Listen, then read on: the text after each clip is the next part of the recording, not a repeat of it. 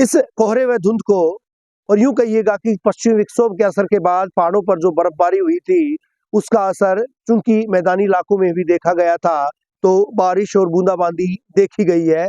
उसका असर गेहूं की फसल पर सीधे तौर पर देखा जा सकता है। गेहूं के पत्ते पीले हो चले थे। आप देख पाएंगे आसमान में जिस तरह से कोहरा, जिस तरह से धुंध एक बार फिर से बरस रही है, इसका भी फायदा अब मिलेगा, क्योंकि बारिश की बूंदों के सरीखी आज ये धुंध, ये कोहरा देखा जा रहा है।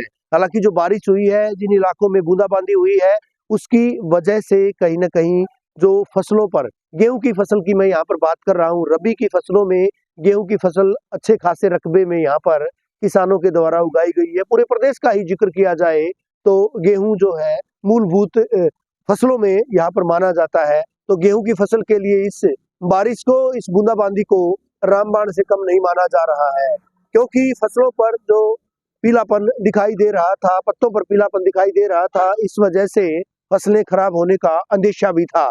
लेकिन जिस तरह से विगत में देखा था, पहले पाला पड़ा था और पाले की वजह से फसलें खराब हो रही थी, तो अब बारिश की बूंदों ने, बरसात की बूंदों ने, या हल्की बूंदाबांदी भले ही हुई हो, उसने अब इन पत्तों को एक तरह से साफ करने का काम भी किया है। यानी जो टेंशन थी किसानों की, उस टेंशन को कम करने का काम भी अब इस बारिश ने किया है।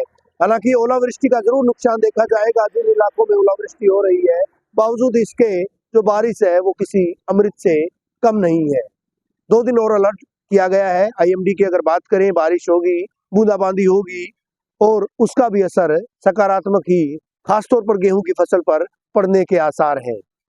वीडियो जर्नलिस्ट सुमित अवस्थी के साथ रवि जांगड़ा, इंडिया न्यूज।